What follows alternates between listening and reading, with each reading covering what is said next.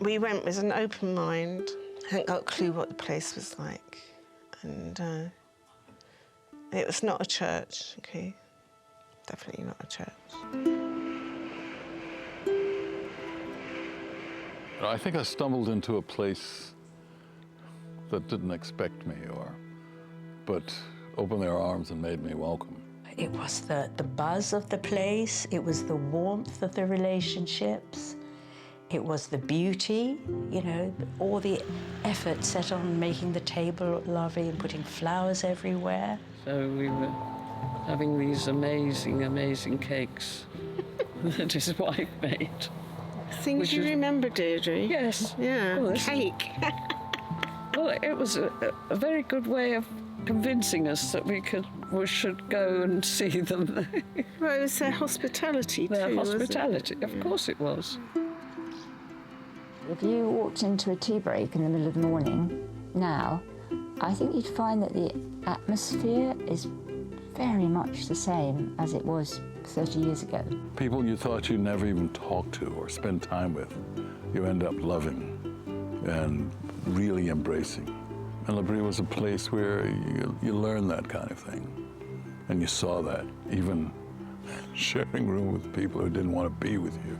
You know, we've noticed the drawbacks, the problems, the pitfalls to some degree. But God's still using it. I think one of the things that we felt really strongly is when we were working there, and I suspect it's still something that L'Abri and students who are leaving struggle with is you know, how do you, in one sense, how do you translate that experience of community to going back to your normal everyday life, wherever?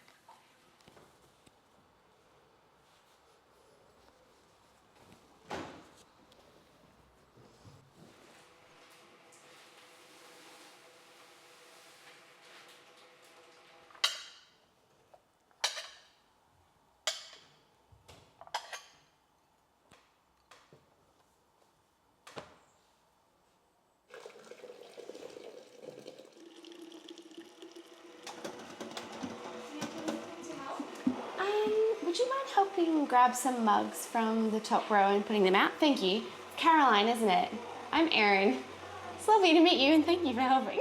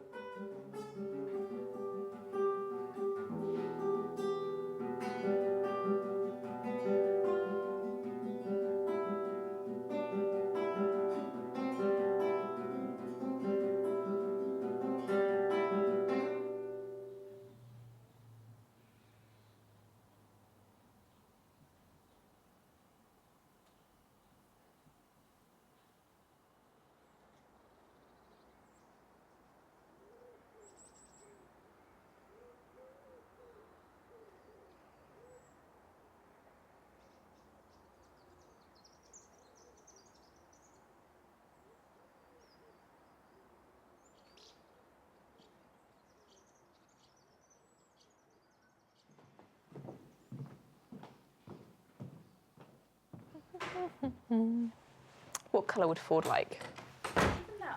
Yellow. I think that goes with his corduroy. Ellie, what was it like the day you arrived at L'Abri? Oh, I got to the platform at Liss and I saw a lady looking like she was walking with purpose. So I just approached her. I was like, "Are you going to this L'Abri place?" And then she showed me, and Isabel. It was Isabel. It was Isabel. Aww. Yes, I took a chance and it paid off. It was a good chance. It was a good chance. Do you remember what it was like when you first came up to the door? Oh. I was going into another realm, to Narnia. Towel, please. Come into my own hair. Chocolate, please. Oh, yes. Now, where did we eat the chocolates? They're in that basket. Perfect. Yeah, I'm also a reader. So the fact that all of the ways, the rhythms of L'Abri, that you show up and you're like, what is this place? I have to be where, when, what's optional, what's, yeah, the fact that I can reference, people will tell you things and you're like jet lagged and you have no idea what's going on. So what does it say? Oh. Guidelines for our guests. Welcome to English L'Abri, exclamation point. The following is a guide to orient you to life at L'Abri with some principles to look out for as we try to live in community. L'Abri is a community of people committed to the truth that God is there and involved in every moment of our day, even this moment. In our commitment to our Creator and therefore to each other, we encourage everyone here to engage in the tremendous opportunities to interact with so many unique people. Living in such an individualistic society, this can be quite challenging, but it can also be most life-giving. And so as a guest of our community, we invite you to the following.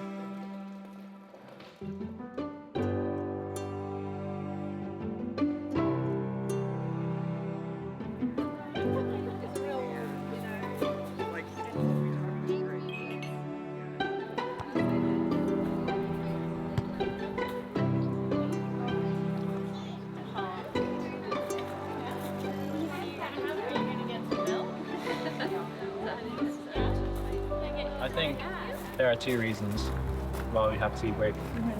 And I'll give you the first reason, and Gracie will give you the second reason. Is one to have to be. Yes. That is the first reason why we have to be grateful. I feel like it's a good place, it's a good time for everyone to just gather again in a less formal setting. It's like we will have breakfast together, and then lunches we will have separately usually, and then dinners as well. So it's just a nice time to have together and not have to have a profound. So this is pretty profound. This is pretty profound, yes, but.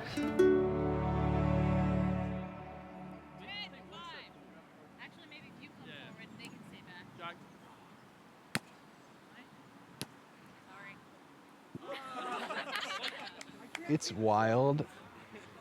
Maybe we talked about this yesterday, but it's just wild to me how much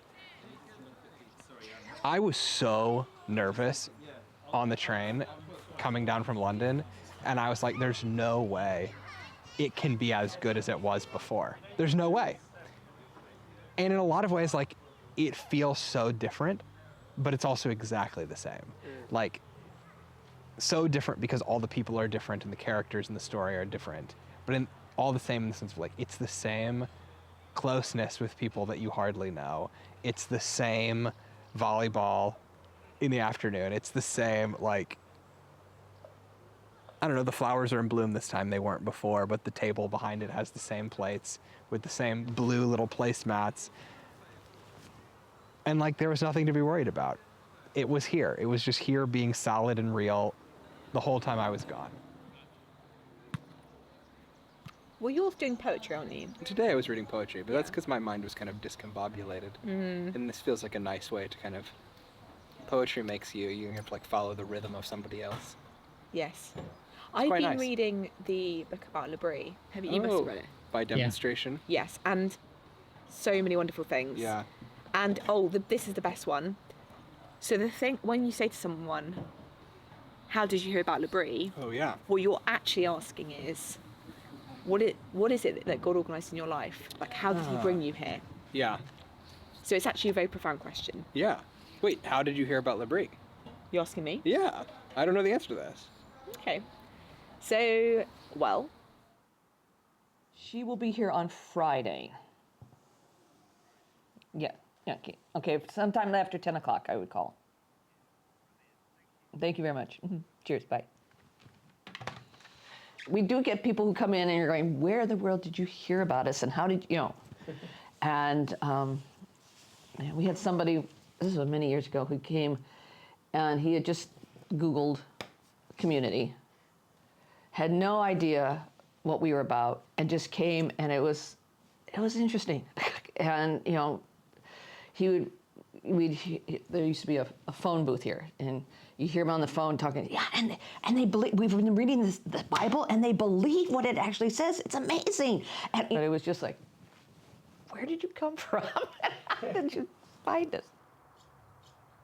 How do people hear about L'Abri? Well, it's the first question we have for every person who comes, and we try to be a little bit subtle about not sort of all of us asking everyone the same question in every conversation, but it is my main question of almost everyone who walks in the door of, how did you hear about L'Abri? I remember one guy who showed up who didn't call ahead or anything. He just came, and we were completely full. He ended up sleeping on a mattress in the first floor hallway. And he met someone on the underground in London, and they started talking about whether there was a God.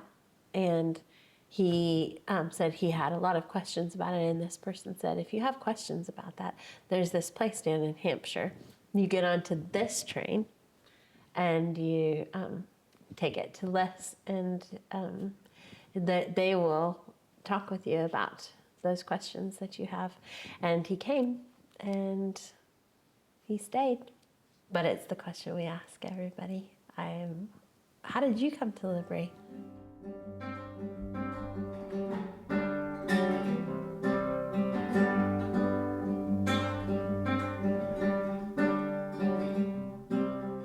So my family moved over here in 2006, and we lived here for 2 years in Liss.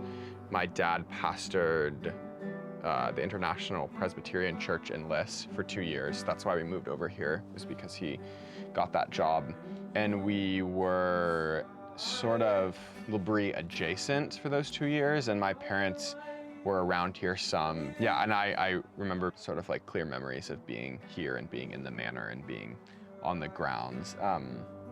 It's just really interesting to just reflect on the person I was then. I mean, as a 5-year-old, growing up in a very faithful and very religious environment, and then sort of leaving that, I think creates a lot of those questions and those thoughts of, I think I have had thoughts of like, wow, what has happened to me? And not even in a despairing way, because I feel mostly comfortable and sort of at peace with where I currently am. But I just think sort of a marveling at like, wow, I don't think I ever could have predicted that I would end up here.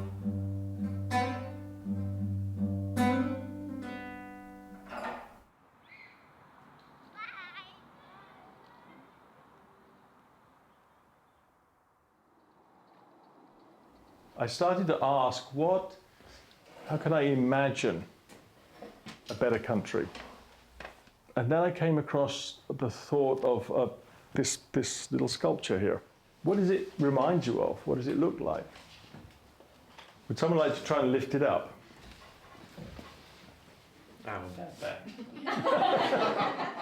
Just up an inch.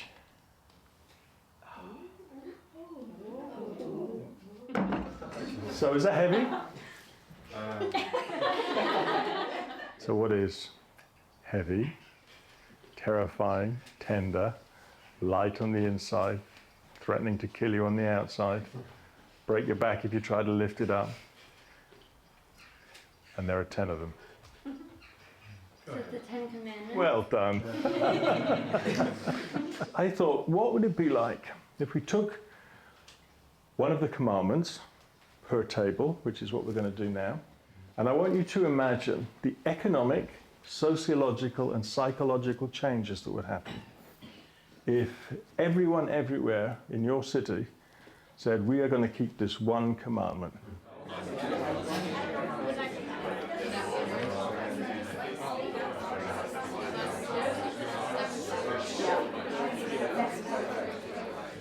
What community requires is courage. So the courage to be honest. But in order to be honest, you need to wrestle alone with God. So who am I? What's driving me? What's motivating me? What do I really want? All those kinds of questions. And what you get at L'Abri often is enough space in the community, enough honesty, enough somebody looking after your meal so you don't have to think about what you're going to do for food, and enough people organizing the life around you so that you can rest into it and you can be honest, and then slowly in that rest things start to emerge.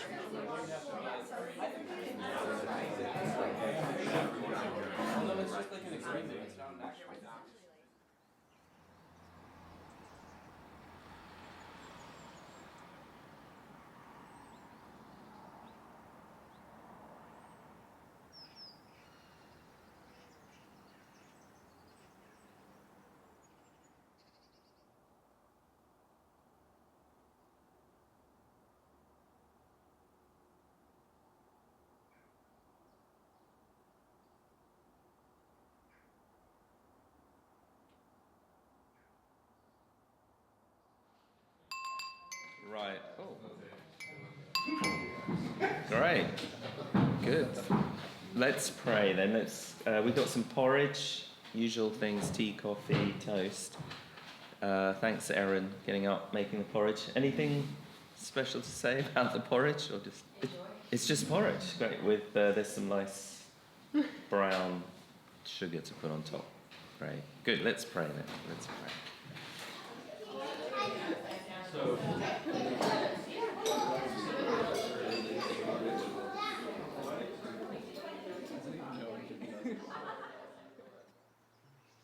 One of the amazing things in a way about L'Abri is it's been here for 50 years, and L'Abri internationally since 1955, is that it's still here, because all these communities, when it started in the 50s, 60s, 70s, all these hippie communities started, and they, most of them ended terribly. They imploded, and there were, all kinds of things that went on. Yeah, so there's got to be something more, and I think that's one of the things that I've come to see, is that actually you need something. I know this might sound strange, but more than friendship that would bind you together. Actually, something that you're doing together, which you couldn't do yourselves, just as individuals. And for L'Abri, that is, as Schaeffer said, that together what we're trying to do is to demonstrate the existence and the reality of God and his character, and the reality of supernaturally restored relationships. A lot of young people, or all kinds of people today, are really searching for community and longing for it, but it's not the solution to all your problems. Maybe in some senses your problems just begin when you start to live with other people in community.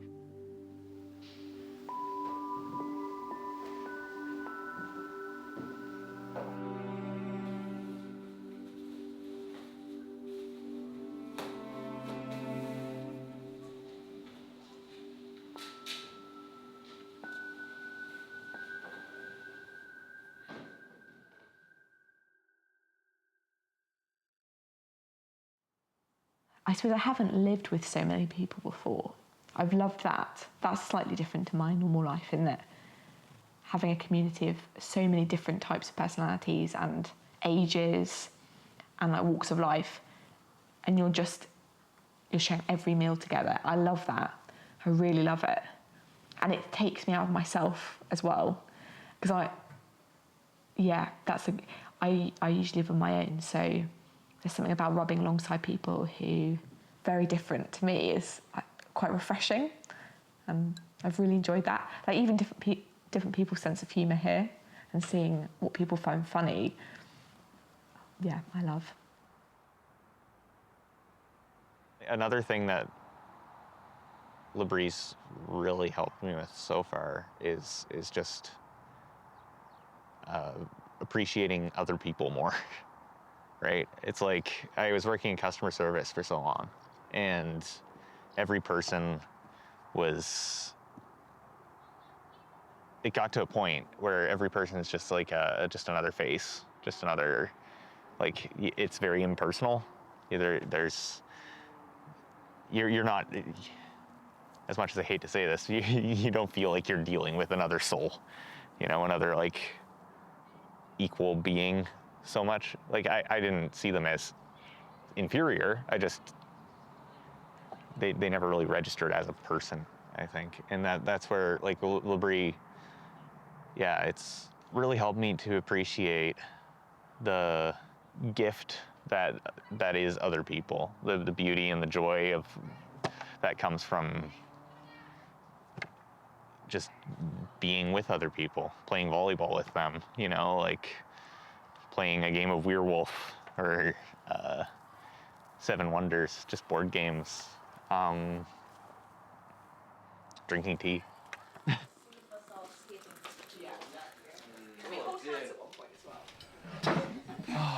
There we go, guys. I'm looking forward to this meal, really. It's a favorite, one of the favorites in this home. So thanks, Ford, for helping me with this. Shall we just pray? Lord, thank you for this beautiful day, for this meal that we're about to have, for the diversity in culture, and for the good gifts of creation. We give you thanks, and be with us as we spend this time together. In Jesus' name, amen. Amen. What a question, and sorry, I think it takes us a few steps sort of back. But I find your question very helpful about context. So within jazz, dissonance is, like it's much more pronounced than within a sort of Western choral tradition. Right. And for jazz, it's right that it's dissonant in the way that it is. And within relationships, as we've been talking about, it's not black and white relationally, but also musically, it's not black and white whether something is dissonant because it depends on the context. I was actually thinking off of that perhaps, depending on the context, to sit in the dissonance is the thing that's required. And eventually, change will happen, but maybe there's something about what are we trying to do together in this community. Maybe it's a time that's appropriate to have conflict because there's a sense of mourning or there's something that's happened that is just as much about sitting in the dissonance as when it comes time to move towards some sort of resolution as well. I think the things we do there are very ordinary, really. It's just reflecting as we sit around a table for a lunch discussion. This is so simple. But I think in this world that was so kind of distracted and disconnected from each other, that becomes powerful. Just to have an hour and a half when you can sit and listen to people and respond and have a conversation. That's nothing extraordinary there. It's just very simple. But I think that this is becoming more and more rare. So I think we do offer a ordinary way of being, really. But somehow we believe that God is in it and that would reflect and be, meaningful to people that are here. Okay, so you're saying Zane, you're saying there's like this, it starts at home and then there's kind of like the journey and then it ends back at this, at home, and it's this like nice sort of finish, but that's like not a universal experience in music and also in life. So like in jazz, there's dissonance in the chords, sometimes and they don't need to, and they don't need to be resolved. And I think if, for instance, if you're raised on jazz, you probably don't always end the song being like, oh, wait, whereas you probably should being like, yeah, that's the end. It ends like that. I have no problem with it ending that way. And so then I guess in like relationship to life, like this nice like arc of life and it ends well and we're in a better place. And that's not a universal objective experience for, I don't know, like most people. Perhaps the longing for it is universal. Sure, yeah, probably so. But I don't know. I don't know if that's. I think I have a lot of questions about how can we know truth, or can we know truth, and how certain should we feel of truth? Like, is it intellectually and morally responsible to build our lives around something that we think to be true, but we can't know it to be true? I think I have a lot of questions about that. I think I have a lot of questions about Christianity in general, and I think I have a lot of questions about, can I, is it responsible for me to align myself with a set of beliefs that manifest in so many people in such an ugly and violent way? And is there something in the beliefs that actually sort of spurs that on, or are these beliefs that are totally pure and blameless, and it's just sort of the brokenness of the people that embody them that corrodes them and sort of bastardizes them? I think I have a lot of questions about that. Every term is different. Some terms you've got mostly Christians, some terms you've got many people who aren't, and explicitly aren't, and know they aren't. And so I tend to think of people as human beings first. I want to say around my lunch tables, that's a very Christian question. Can we expand that a bit? How would we expand that a bit to make it open for everyone? The questions we deal with are human questions fundamentally, not religious ones. Lots of people say, like, how come at L'Abri you hold together, a very classical, traditional view of Christianity with being able to ask questions, and you're so open to questions, and actually the two really go together.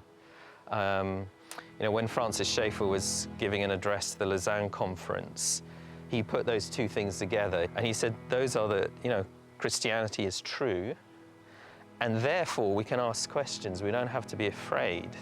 We don't have to be afraid there won't be answers. At least, again, he said not exhaustive answers, but sufficient answers that really make sense.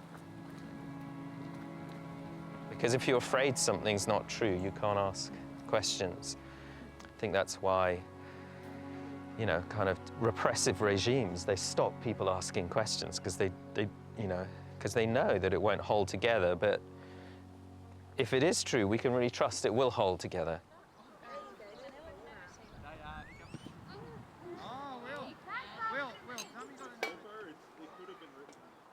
The first time that I came, I was struggling with the difference. Well, I mean, my question was something to the effect of like, how do we know that God is real? And the worker at Swiss L'Abri at the time had said something along the lines of like, that's the wrong question to ask. Like, if you're looking for confidence in God, that's one thing. But if you're looking for certainty in God, he's not going to give you that. Like, God is the type of being that you have to have faith in. And if you have certainty, then you don't have faith. And that was really difficult for me to process through. I think from a tradition perspective, I come from a tradition where people are very head focused. And so that was pretty radical. And then... But that was Swiss L'Abri? That was Swiss L'Abri, yeah. So not pictured in this film.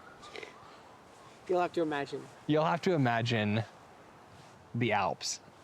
And then I think the first time I came to English L'Abri, my question was about like being frustrated and apathetic with God. And I think I've been, over the past 3 weeks or so, have been really helped by conversations on that. Marsh said something to the effect of like, before the fall, God says it's not good for man to be alone. And in saying that, it's God recognizing that God is not enough for us. And that's not due to any insufficiency in God. That's due to God knowing that we are designed for community and we're designed for one another. And like, perhaps in me asking this question about God's nearness, what I really meant was, God, I want you to be something that I can only get from other people. Come on, that boss!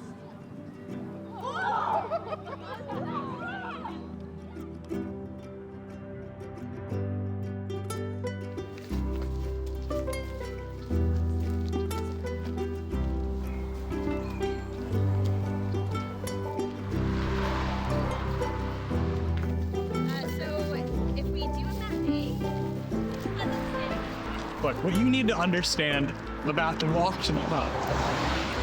The most critical piece is that my favorite part of it is the Ham Barn Business Park.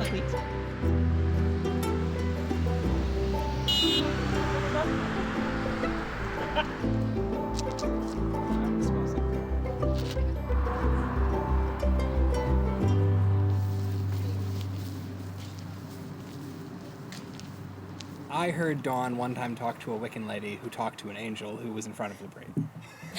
There are a lot of links there. That's it, yeah. You should at least talk to Dawn. We need to interview the lady. Yeah. The Wiccan lady. Let's get her here right now. She's actually just inside. She's just going to sit here, yeah? It's actually me. Oh, yeah, my a lot has friend, changed yeah. since then. Wow. No, we were talking about... Go ahead. I was just saying, was the sign broken or did someone break it to give it the vibe? Did you get me? What sign? The welcome to Labrie, which is like cracked. It's broken? It's like broken? Us, like all of us. Yeah, that's the whole point. Oh. That's the whole point. I have a selfie of me by the sign when I came in. That's not in the spirit of Labrie. I think you should delete that. Sketch it. Sketch the sign. I definitely was washing dishes today and thought, I could just quit my job. They need helpers Everyone for fall does this. term. Everyone does it. So I was talking to Erin and Christina, and we were saying, I was like, does anyone else look at property prices in the area and consider moving here? No, yes, and it's not possible. Like It's we've not checked and we possible. can't. What is the average property price in this area? If we all pitched in together, Yeah, I mean, perhaps we could make our own little. I think we Yeah, should I think buy a so. large house, like maybe 10,000 square feet, big kitchen, big dining room. Yes. We can make our way, couldn't we?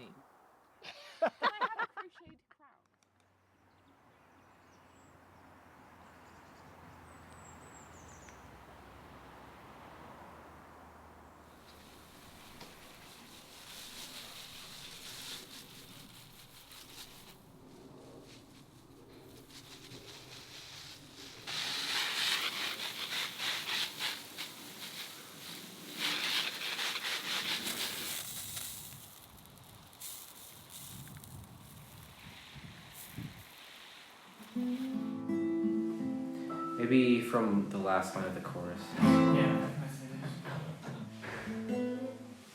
Yeah, something smooth guitar. Yeah.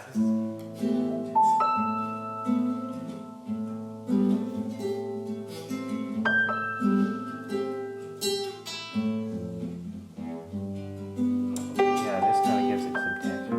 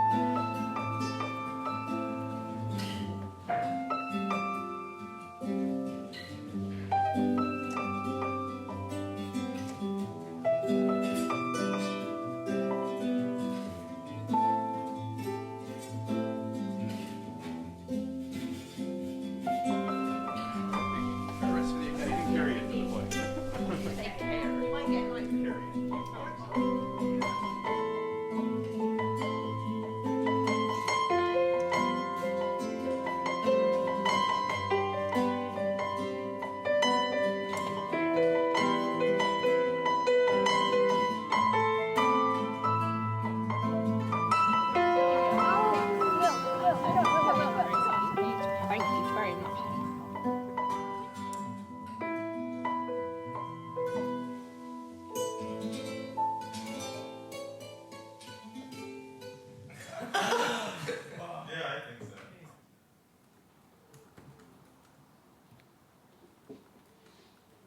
I started making the cards maybe about a year ago. Yeah, I found I really loved making stamps and stuff, and making cards from them.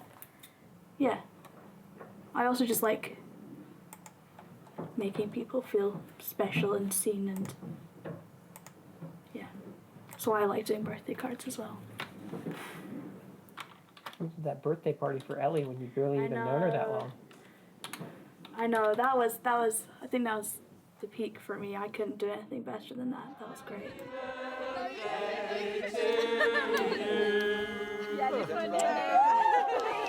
I had so much fun doing that. Because she had mentioned that it was her birthday, and I thought it was on a Thursday, and it was supposed to be a nice day, and no one really knew each other very well at that point, but it was lovely. Yeah, people definitely bonded over that. Oh, let me. That was uneven ground. It was stuff with boys. When did you start making the goodbye cards for people? When I came to L'Abri, I felt that when people, especially people who had been here for a long time, left, it just kind of felt like a sudden goodbye, and often having something physical, whether that be a card or, I don't know, someone giving you something, is always nice as a memory. So I hope that people find it like a nice memory of the people that they'd spent their time with, and probably some nice words from them as well.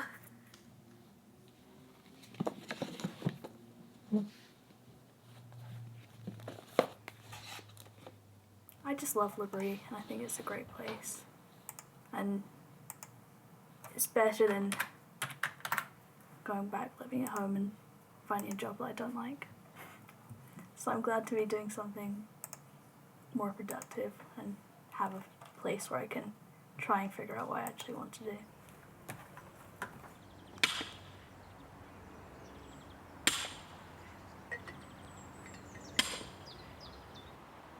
How about this? You've transitioned from L'Abri to home before. I have. Once or twice? 6 times. 6 times. Okay, see, they're the perfect person to talk about this. What was that transition like? Because for me, I'm like, there's so many things about L'Abri and that I want to be able to carry over into everyday life. What are you finding that you want to take with you? The idea of hospitality, for sure. And I think we've talked about that a little bit before. Just touched on it. Yeah, how I relate to other people, how embedded I am in, like, let's say, a church community. Yeah, I mean, I think the reality of life outside of L'Abri is that most things just happen slower. Yeah. Like relationships take more time when you're not living in the same house, and L'Abri's like hitting fast forward on a right. relationship. Yeah, like when it's like a greenhouse for relationships. Yeah. Oh, that's a good way to put it. Yeah. Because I think one thing we get at L'Abri that you don't often get with friendships and day-to-day life is the side-by-side aspect. Is the day-to-day part of day-to-day life. Yeah, the life. day-to-day, the side-by-side. At least for me, most of my time with friends outside of L'Abri can just be like sitting across a coffee table, like talking. But to get the side-by-side, like living, working, the real sharing life together, it just takes more time. I think that's probably the thing that's been most helpful for me to remember, because otherwise it can feel disappointing going back and feeling like what we have at L'Abri is so much richer and like more real, and it's not true. Well, but there is some of that where it's like everything feels more real. Yeah. Right? And I'm worried about that.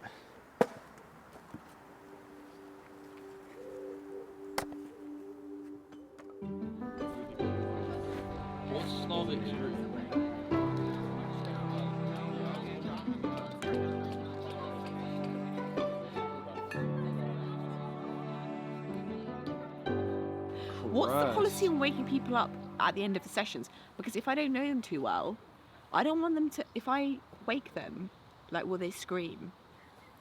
Like, I wake up people that I've known and, like, had a chat. Do you know what I mean? Yeah. If they just arrived, do you leave them be? Well, I think you could wake them up, then you could run so that they don't know it's you. Okay. Or you wake them up and you turn around, you sit at the desk and you're like, and then they just wake up and they think they've just startled themselves awake. And that's always fun to watch too. So. AJ, join the bench. Oh, okay. Oh, it didn't take much. Yeah. All right. So here's my hard-hitting question: how many pillows do you sleep with, and why? One 2. folded over here. Whoa. I fold mine to make it feel like it's 2. Ooh. Are you a side sleeper? Speaking of which, my mom said that I explained your method of solid preparation to her, and she said, "What a waste of a pot that you don't need." Strong words from your mother. Would you put her on speakerphone to me now? I'm willing to respond. What would you say? Wait, let me record a video and I'll send it to her. Yeah, no, put that contraband device away. I'm outside. What is a fine young man? I might be off for my walk. Are you looking for confirmation? Yeah, I'm just seeing how it feels coming out of my mouth. You may. Try that hat on. See if it fits. Does everyone feel okay about it? I'm gonna take a quick walk around and see how my body adjusts to the movement. Okay. Go track that. Has he ever walked before? Is this his first walk? He looks a little bit like a cartoon Jesus. Feeling nice. Only from behind. It might evolve more into this. Welcome to Addie's talent show. The first act is going to be Peter Mers with his tin whistle.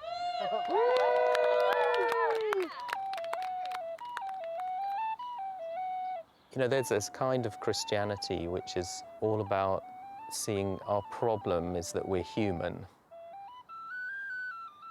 I think that's the wrong perspective because, you know, God created us to be human beings. And you read in Genesis, you know, chapter 1, after he'd created human beings, God said it was very good.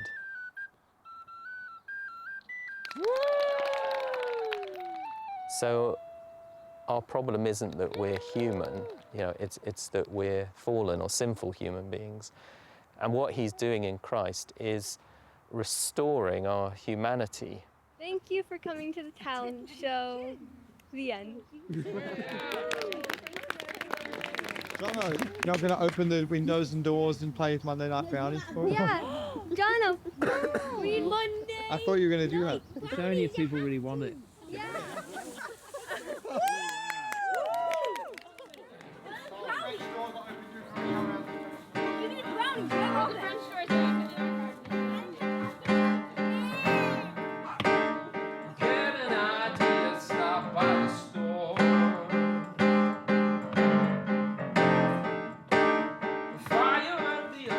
So that's always been a part of the ethos of L'Abri, that what we are trying to do is live out the spirituality of our humanness rather than, you know, sort of a church spirituality or a very religious one. But actually, you know, all of life is the gift of God and part of our spiritual life in him.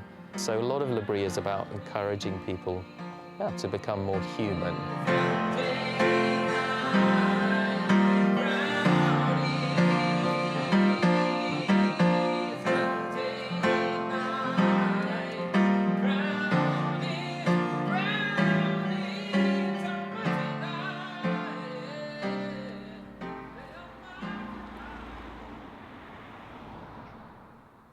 Do you think that 10 years in, plus, well, yeah, 10 years into living here as a family,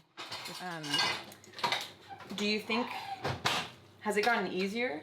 What has it been like? Yeah, what was it like at the moving back to L'Abri after knowing it as a single worker and that being a quite different experience than being here as a family? Has it gotten easier? Some things have gotten easier. Some things as I've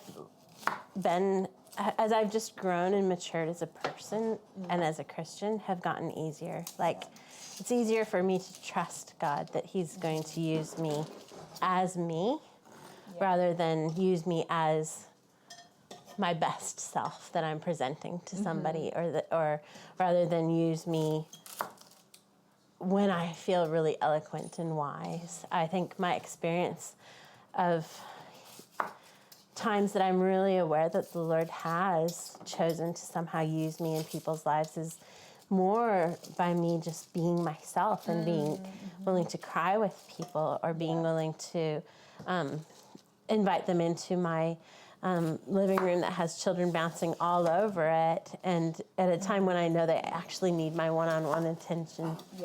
But God gifts them with time in my family instead. And one story, one memory that I have is of a dear girl that I was tutoring who had really experienced a lack of her parents' attention, and her parents had been in the ministry and had so prioritized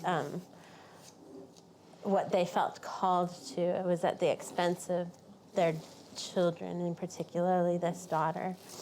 And she was so hurt and wounded, and I think what she presented to me was how much she needed me not to fail her, like her parents had failed her. And there was one time that I was tutoring at the back of the property in the Hermitage, and it was evening, it was dark, and I was tutoring this girl, meeting with her, and she was crying and just processing, and I was with her, and she had my full attention. And then I looked past her and I saw my daughter's face plastered against the window, and she had tears coming down her cheeks, and she had just found me, and she wanted me, she needed me. And I made the call at that time to tell the girl that I was with that my daughter needed me. And I just wrapped up our tutorial and went to my daughter, and I felt so much that night when I prayed. I was like, oh, Lord, I don't know why that happened. What I wanted to give to this girl was the reality of focus and care and attention being given to her. But she ended up reflecting to me in the coming weeks. She reflected to me that what she needed was to see me parenting my daughter the way she needed to be parented. She didn't need to be parented by me. Right. She needed to be, to see me caring for my daughter in a way that she knew was right. And even though it meant that at that moment she didn't receive what she felt she needed, she saw something being modeled. And actually, it was like it was a turning point for her. Yeah. But I find myself, obviously, very moved by that, and by stories like that of seeing God at work, kind of despite us sometimes, and kind of in and through the messiness of our lives, rather than through the kind of well-presented, sort of carefully modulated. Sparkly, well spoken. Yeah, like exactly. Coming to terms with his own recent death. Yeah, dairy farming still works. Yeah. I guess. I don't know. I don't know this story. You should find your So true. Okay, I think we're ready to begin, everyone. So welcome to our flat. And yeah, it's Wednesday evening, so what have you made? Yeah, Grace and I made bread rolls and a chicken filling to go inside the bread rolls, and then a coleslaw salad for you to enjoy, I hope, and some cucumbers and lettuce to go inside the sandwiches. So just the thing to be careful of, just be aware of the numbers. I think there's plenty of food, but just be aware not to sort of pile on the chicken until you make sure everyone's gone through, and then please go back for seconds. Right, let me give thanks and we'll begin. Ready? I've been in my group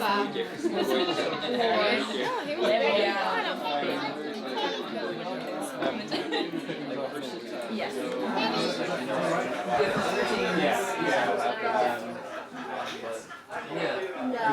Let's just go say I'm trying to help myself. How did your day been?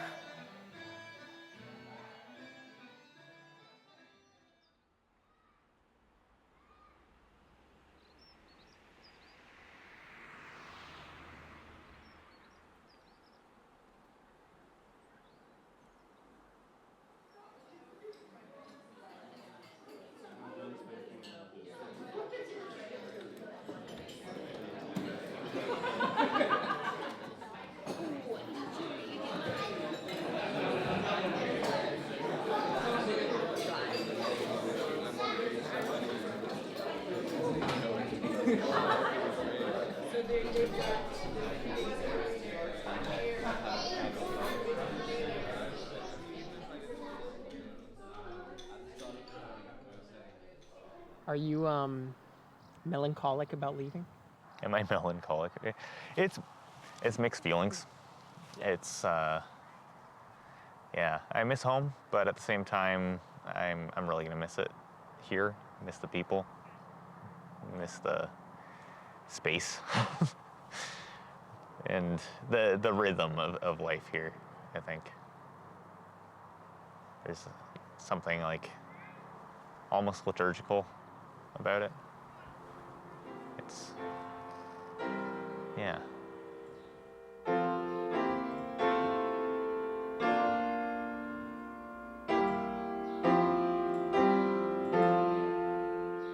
For a little while there, I was like, I have a tendency towards solitude just because I'm an introvert. And for a while there, I was like, you know what, I could live on my own. Like, I wouldn't mind it. But now I'm like, no, I couldn't. Life's made to be experienced with other people. It's just, yeah, you need people to be there to hear you sing, and you need, well, or to sing the harmonies, you know? Because I can't sing the harmonies. I can hold the tune, but I can't sing the harmonies. No. Yeah.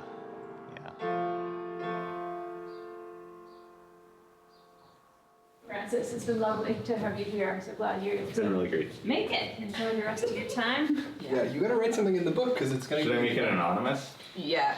Depends whether you want to be tracked for what you say.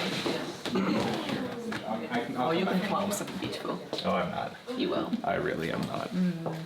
All right, I'm gonna read some descriptions of people, and you guys don't say it, but in your mind, ascribe them to people here at L'Abri. Oh, okay.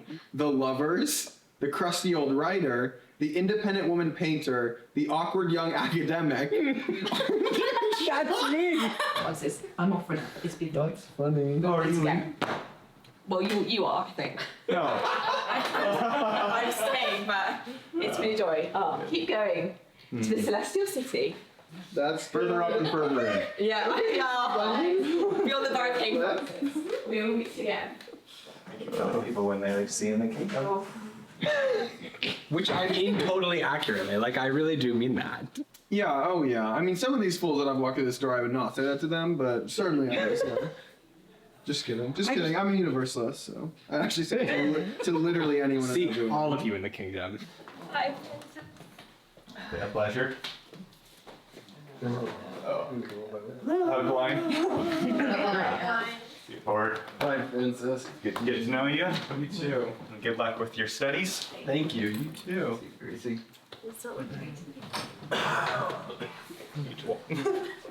AJ. Pleasure. Yeah. Thanks for sharing some of your low threshold for the white with me. Go the way. Stand by. I just hope I can carry over a bunch of the L'Abri ways of life into the outside world, and I don't know what that would look like. Right? What do you think that does look like? That's a good question.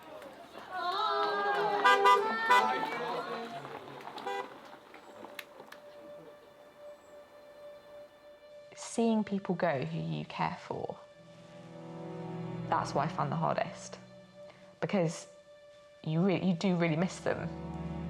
Yeah, because you get to know individuals in such a special way.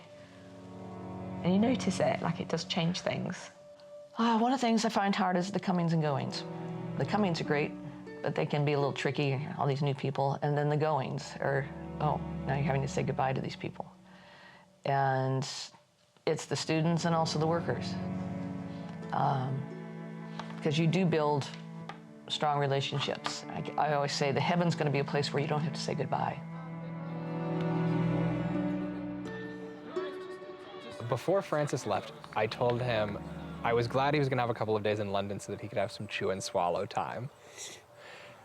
Because when you leave L'Abri, like, you've just had this immense experience. I mean, especially if you've been here for a couple of weeks or more. I guess he'd been here for 5 weeks, something like that at that point. And you need time to process that. Like you're just drinking from a fire hose. Like you are both literally and metaphorically eating this enormous feast, and you need time to kind of process through that. And so when he was leaving and gonna take a couple of days before he went back to Hamilton to think about, okay, take a breath, take a beat. What happened in these past few weeks? What do I need to bring back into my life? What really is God trying to do? Like, that's essential.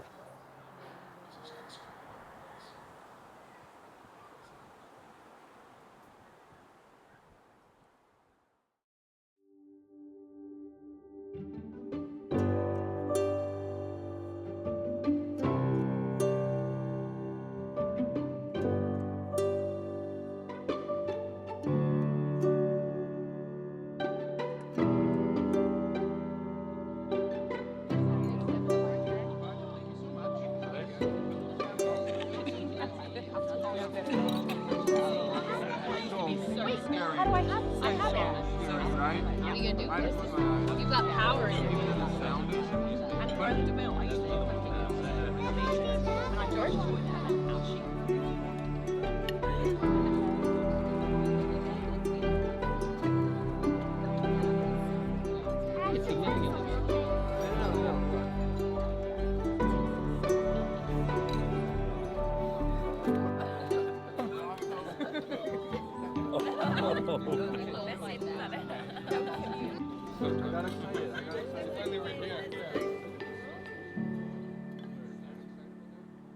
It's bad enough. Said Eeyore, almost breaking down. Being miserable myself. What with no presents and no cake and no candles. And no proper notice taken of me at all. Outside his house he found Piglet, jumping up and down, trying to reach the knocker. Hello, Piglet. Hello, Pooh! What are you trying to do? I was trying to reach the knocker. I just came round. Let me do it for you, said Pooh kindly. So he reached up and knocked at the door. What a long time whoever lives here is answering this door. And he knocked again. But Pooh, it's your own house. Oh, so it is. Well, let's go in. Good morning, Owl. Good morning, Pooh. Many happy returns of Eeyore's birthday. What are you giving him, Pooh? I'm giving him a useful pot to keep things in, and I wanted to ask you... Is this it? When Eeyore saw the pot, he became quite excited. Why? I believe my balloon will just go into that pot. He was taking the balloon out and putting it back again, as happy as could be. The end.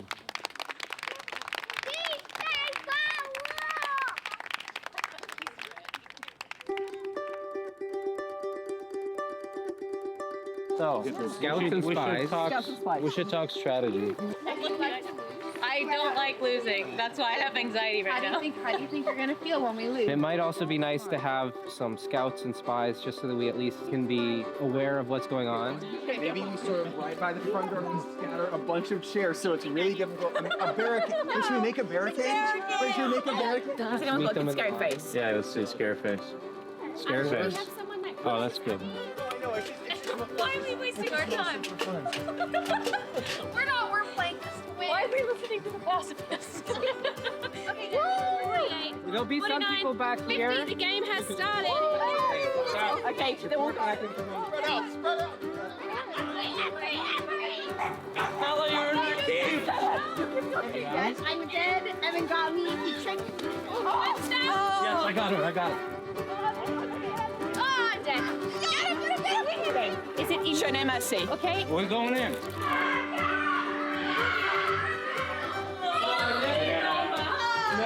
Where should we go? Where should we go? Where should we go in the mirror? I told you, it's Kim High. Look at me. Do you like to lose? Do you like to lose? I don't mind, to be honest. I'm not super competitive. Okay. Yes, yes. I killed someone. I didn't see you. I killed that. I killed that. They should kill my own. I killed that on my own. Well good. Heads up. I need it. Oh, he's coming. They're coming. Peter's coming. I'm dead. Go.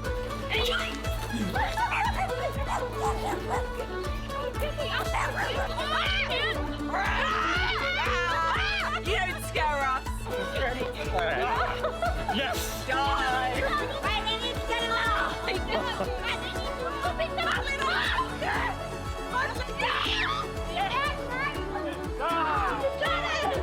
Who won? Hey, We won. We won. Yeah. Daniel, we won. I signed up for that. You didn't know was there. Oh, did you? Yeah, I died 3 times. Yeah, this is Sylvester's book, which hopefully you've had a chance to see him as well. I know you guys interviewed him, and this is his book of photographs of L'Abri, the Waymo L'Abri in Switzerland I guess he took in the 70s, it's lovely actually because you look through, there's some people that actually live, our neighbours are in here that moved then here because of the English L'Abri.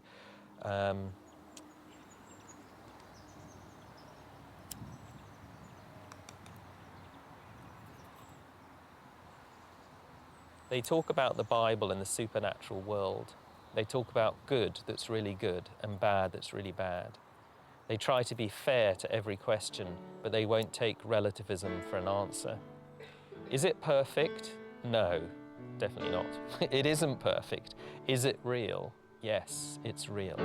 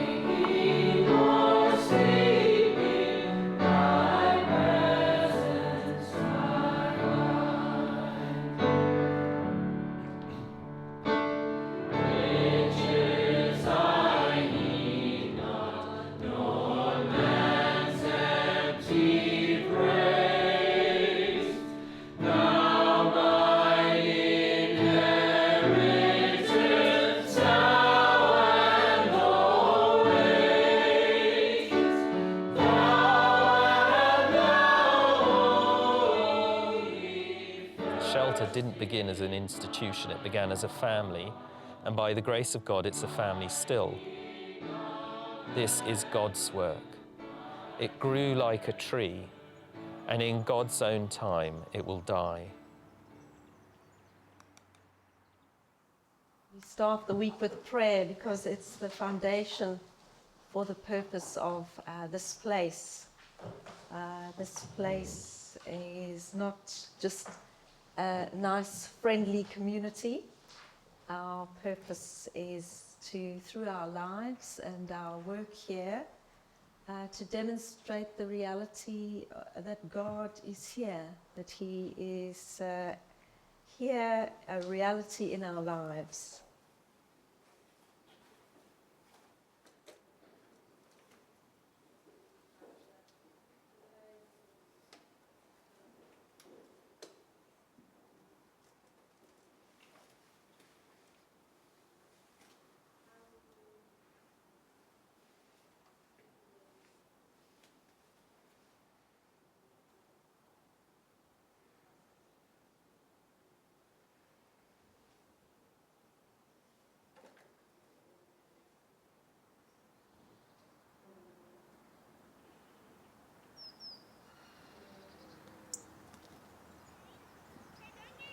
One of the most special things about L'Abri is,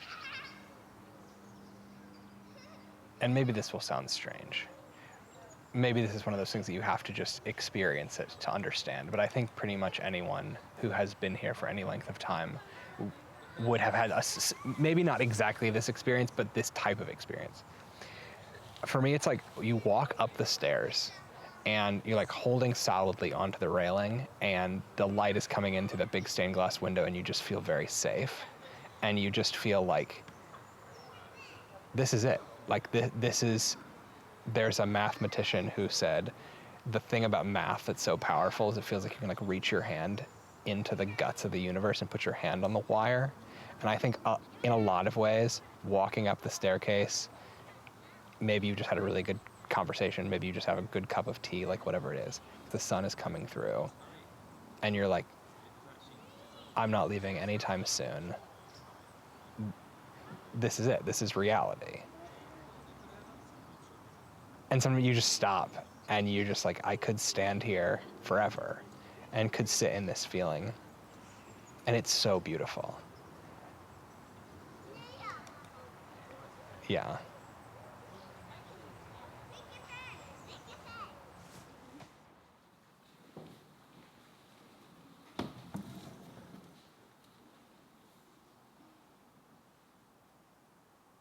We affectionately call this lecture the Leaving L'Abri lecture, but that really is only applicable for those of you who have been at L'Abri for a long time. So I don't think Edmund here is going to have much trouble leaving L'Abri.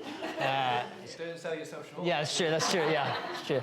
Yeah, I think that's a big one with L'Abri, because we can make the unhelpful mistake of thinking about L'Abri as like either we love it and we want it to be, oh, this is real life, and life out there is not real life, or the opposite of like, oh, that was great, but that's because this isn't real life and out there is. And what I would encourage you is to just change those categories of like, it's not about is this real or not. This is different.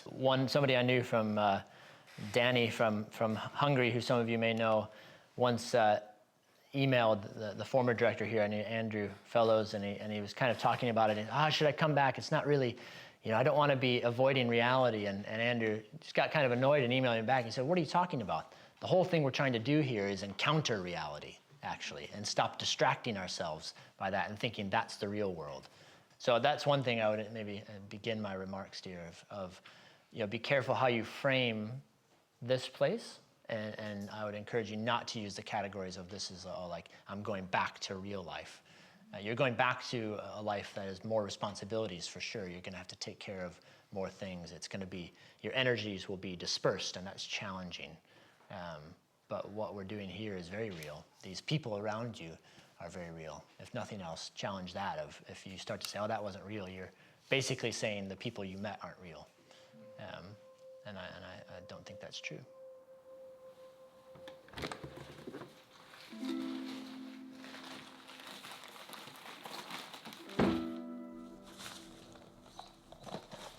This bag is going to need to get repacked. What are you going to miss the most? I mean, it's hard to say anything other than the people. There's so much that's lovely about the rhythm of the time. There's so much that's wonderful about the freedom to ask questions about, delicious food. But finding yourself in such a lovely place with such wonderful people, and knowing that perhaps you won't ever see many of them again, and certainly won't see them all together and experience the same dynamic and the same kind of jokes and all of that, but at the same time knowing that like it feels like you have to leave with such a big theology of the kingdom, because otherwise you would have no way to process what it is to kind of leave the place. Like you have to have that hope that there is, someday coming where all the world will feel as real and hard and solid as this time, and that in that place all of these people will be there too, and we'll get to catch up and say, what happened after that? Like, tell me your stories, and there won't be any packing from that.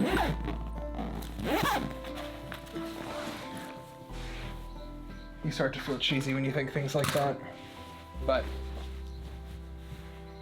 the only recourse in the presence of so much magic .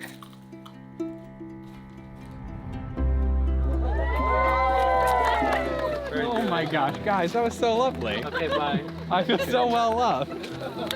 Thank you. Yes. So long. Glad you could come back. Oh, good to see you again. Good to see you as well. Ah! Oh, my back is cracked. Okay.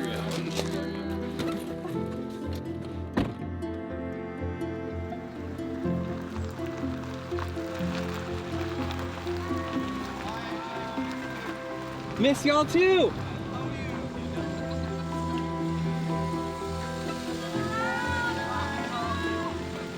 Another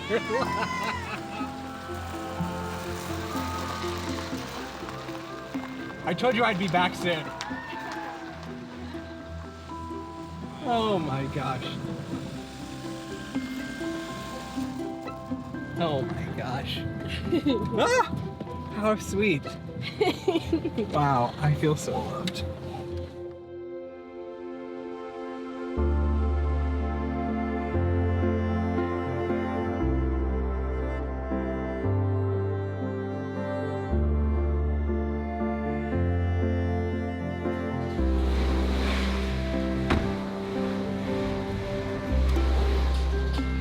How's it feel to go back to the real world from the fake world? I am now rejecting the real fake dichotomy after Ellie's comment about them just being real in different ways. Travel safe. So wonderful. Yes. Hard to hug around the camera. We'll see you soon. Yeah, see y'all soon. I don't know when.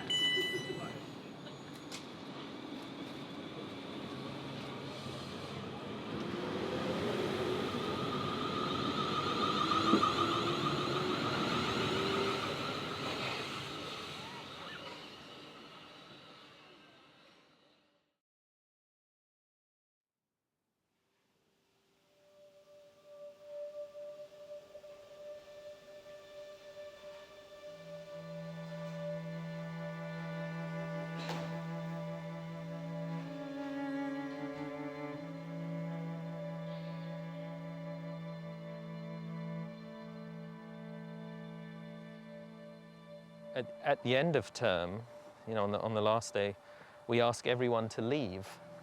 And I think that's when people ask me, is L'Abri a cult? I say no. One of the reasons is because we make everybody leave on the last day. We don't say, you've got to stay here and keep being a part of this and you can't go away. We say, no, it's time to go. You know, you've got to, and you can go into the world and, you know, we trust the Lord goes with you. Sometimes there's really painful things that people are leaving to go to. And sometimes it's also just a sense of they've been in community and they're going to try to find people to live alongside and to share life. And I just get to pray for them and release them to the Lord's continued care for them and long for them.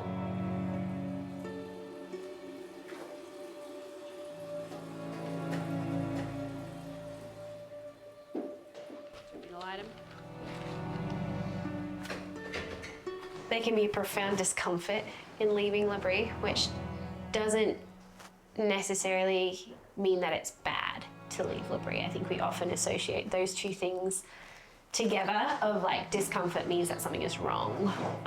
It's uncomfortable. I think leaving well can be something that's really, really hard to do, but it's something that's really, really important to do as well. Like leave with the understanding that this is supposed to be a shelter for a time and not your end place. Like this is not the end goal to be at L'Abri permanently.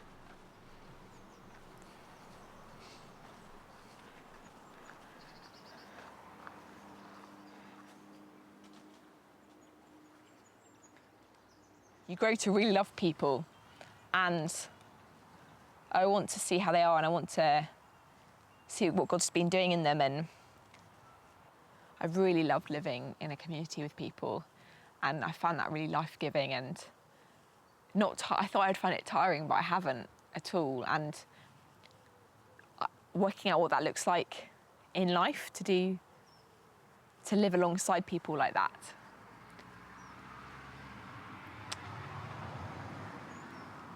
Yeah, I find it a wonderful picture of like a good life. I think I want to pray honestly, like I was saying, whether I will do that after. I hope that I can learn and God will help me change.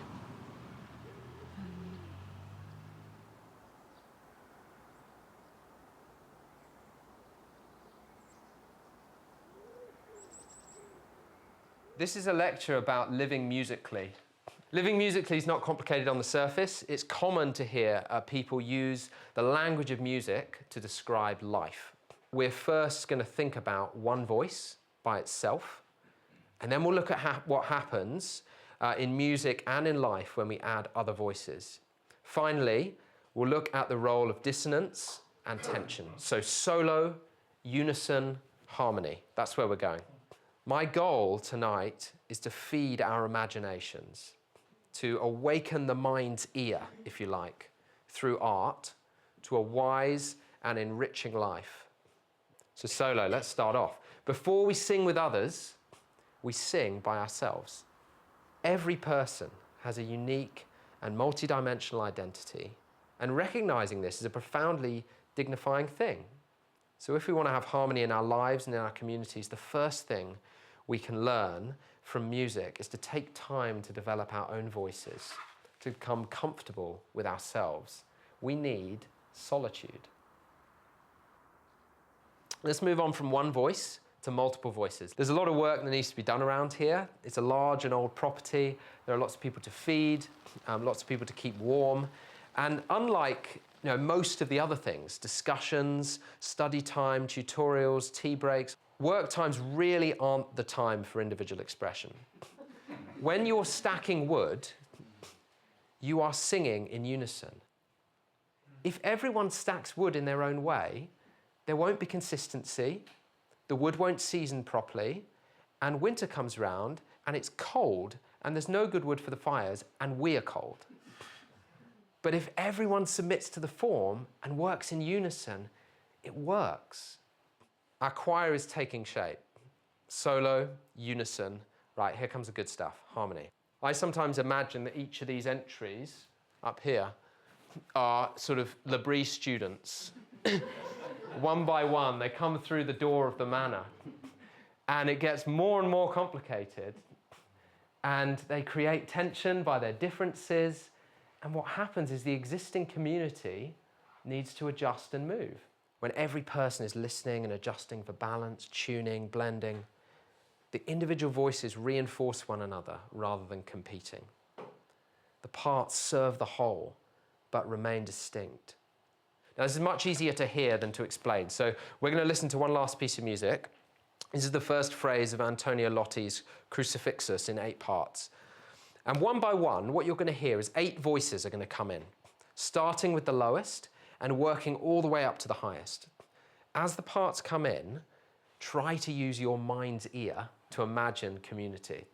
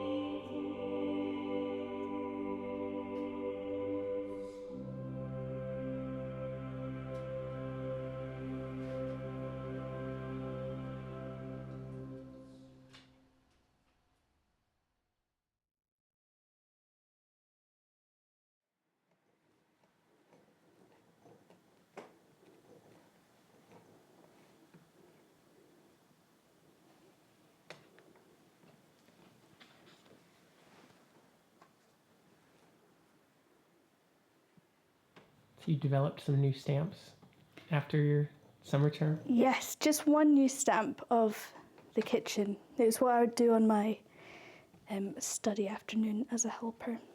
And have you enjoyed being in Edinburgh? I really have. So basically, after L'Abri, I came home with no idea what I was going to do. I was like, I've accepted that I'm going to live at home for a bit, not sure what that means, if I'll get a job in Stirling or anything. And then I think it was maybe 2 weeks of being at home, I got a call from the owner of this cafe saying, do you want a job and a flat in Edinburgh? And I wrestled with that a bit and then obviously said yes to that. So I think it definitely feels like the place that God wants me to be.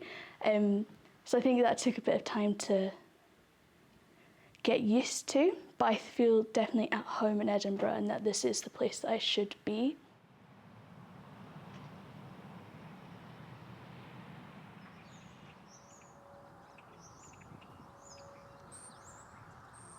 After English L'Abri, I visited some family for the rest of the summer, and then I started my PhD in the fall in art history at McMaster University. That was all a bit trying, and I ended up burning out pretty hard. And it was actually my mom's idea to go to Southborough L'Abri the following summer. There's a lot of things that L'Abri experience has influenced. Like, well, first of all, I bought a ginormous tea kettle, or a teapot, I mean, right? It's like, I was never a huge tea drinker, but I was like, after L'Abri experiences, I was like, I want to be able to make tea for a large amount of people. So I bought the world's largest teapot.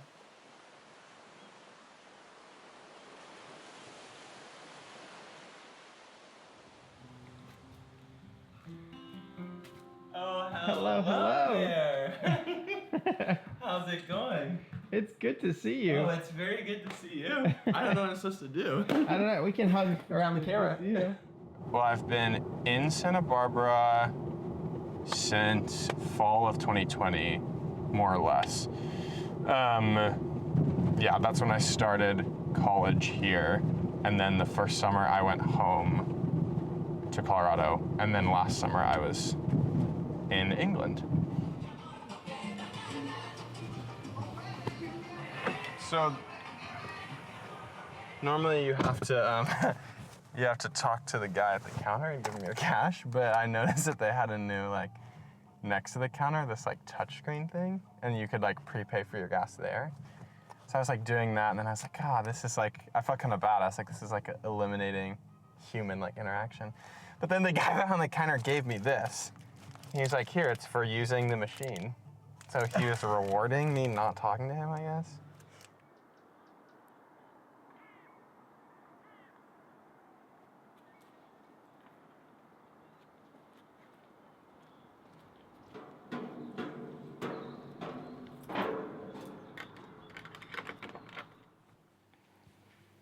So he's a cartoonist for The New Yorker. But the reason I thought you'd like it is because so essentially, the whole book is in black and white. So his girlfriend, his mum, and the people in his apartment. And then there's this moment where this guy's fixing his toilet, and he tries to actually have a genuine conversation and like listen to each other and not do the kind of small talky, we're not really revealing anything about ourselves. And it's this huge moment. Here we are. So you like see his panic. Yeah, I feel embarrassed about myself around people like you, and they sort of, this kind of like, I feel like this, at this like genuine moment, and then it bursts into colour, and he's taking the risk to actually be known by someone, and it's a scary thing, like climbing a mountain. Anyway, I'll show the ending because it's very, very beautiful. And maybe some of the things like they're trying to teach us at L'Abri. What was it like kind of saying goodbye to L'Abri after being there for 2 terms and finally going back to life in Scotland? Yeah, it was quite difficult to say goodbye, but I knew that it wasn't a goodbye forever. I definitely think that God is going to send me back at some point. But yeah, I think it was more saying goodbye to the people of that term, because I think we just all became very close, and it was hard to say goodbye to them. I remember the last day very distinctly, and what people said to each other, the things people said. And speaking to Catherine for the last time and speaking to each of the workers. And that it was such a vivid leaving and overwhelming being sent off.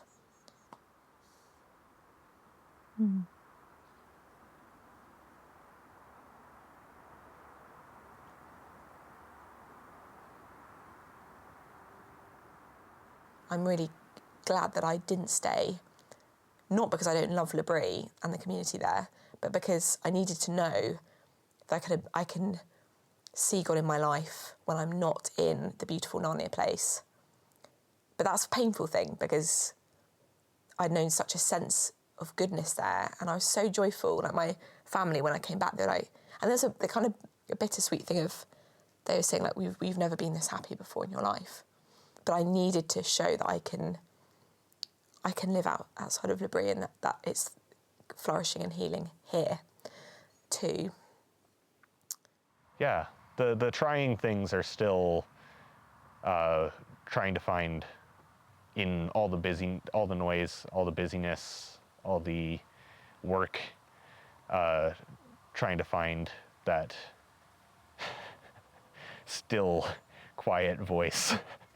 It's so easy to just end up falling into the same routines and the same because life is just it's life, you know. It's there is still deep down a shift.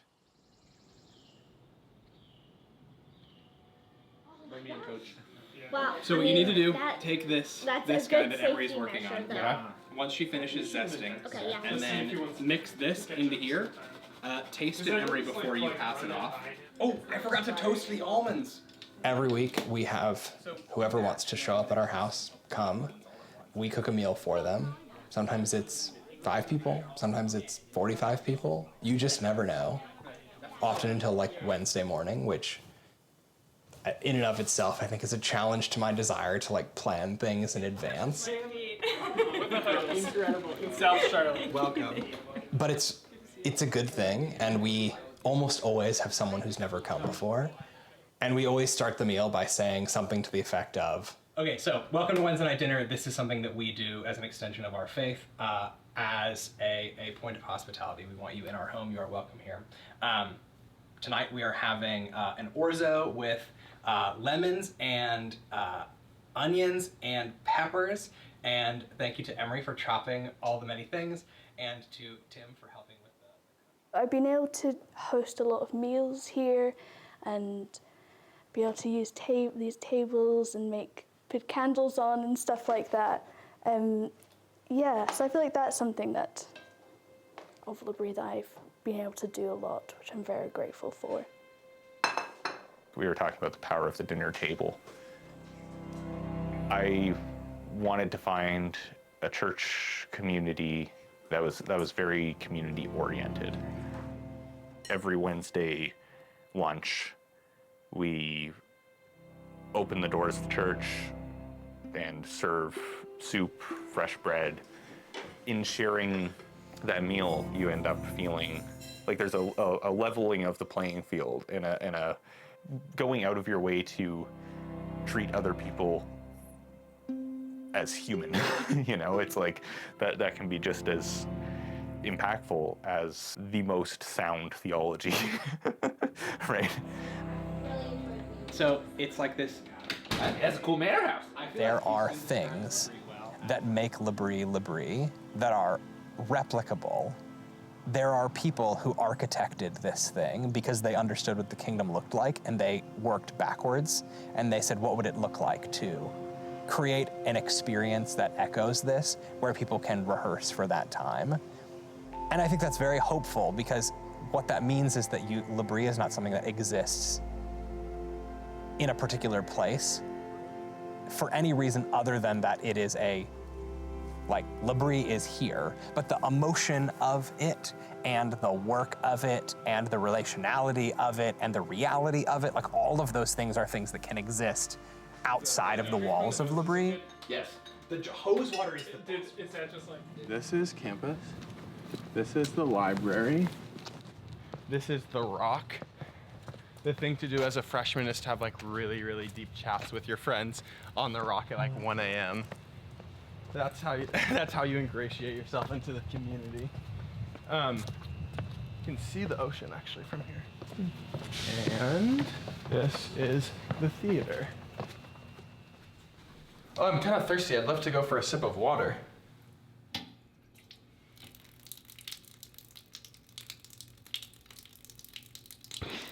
This space has housed a lot of great and formative memories for me.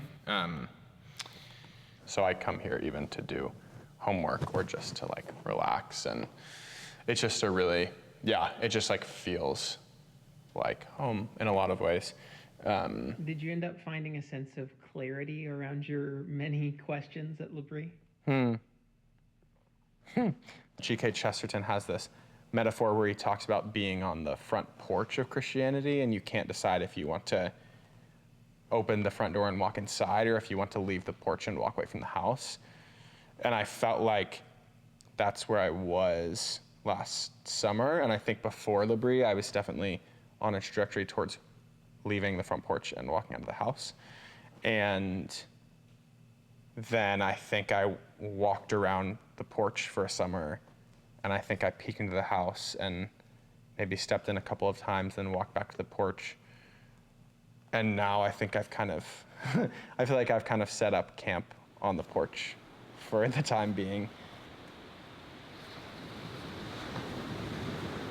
Over the past year, I think that my relationship to Christianity probably would have faded and lessened a lot more than it has. And instead, over the past year, I still have just been kind of locked in this like confusing conversation that I probably would have quit and left a year ago if not for L'Abri.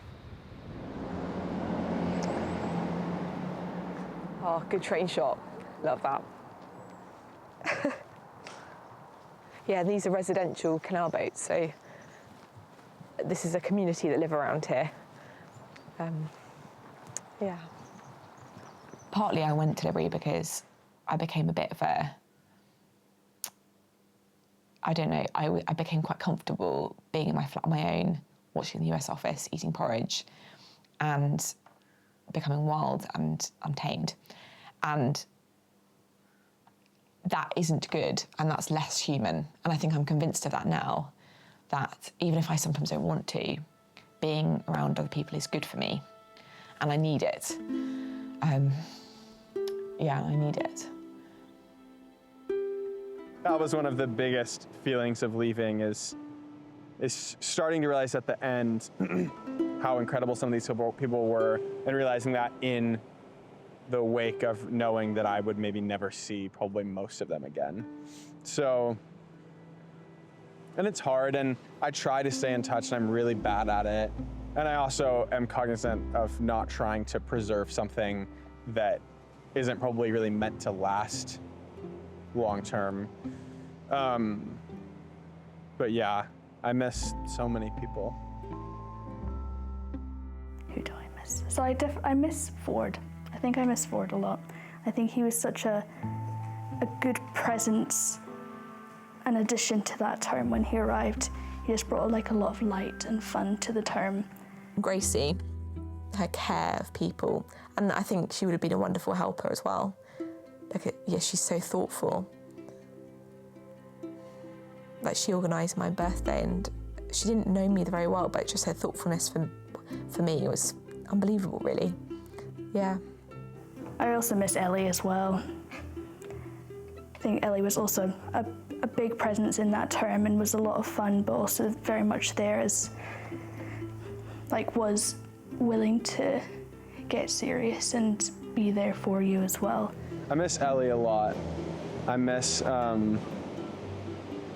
yeah, I just miss her enduring and resilient spirit. And I miss, I miss AJ again. I said earlier, he's one of the funniest people I've ever met. Every person who goes is genuinely, and I think this is a very rare thing, celebrated as being made in the image of God, and the way that they're made is good. And you've got radically different characters, haven't you? And every time I've been, really different personalities, very different to me, and that whole thing of like, oh, you are as real as me, and you don't work in the way I do. All of us collectively make up the image of God, right? So it's like that it's not just like a singular, this is the image of God. It's like we are the image of God. Man, well, I had to take my last 2 gen eds, so I don't know that my mind has expanded as much as I would hope for it to be. Who are Jen and Ed? Stop. You have to stop. That was awful. I know. It's this all the time, Ford. Oh my gosh. Oh, are you looking at this picture? There's this hottie in a red dress and then some, like, monster.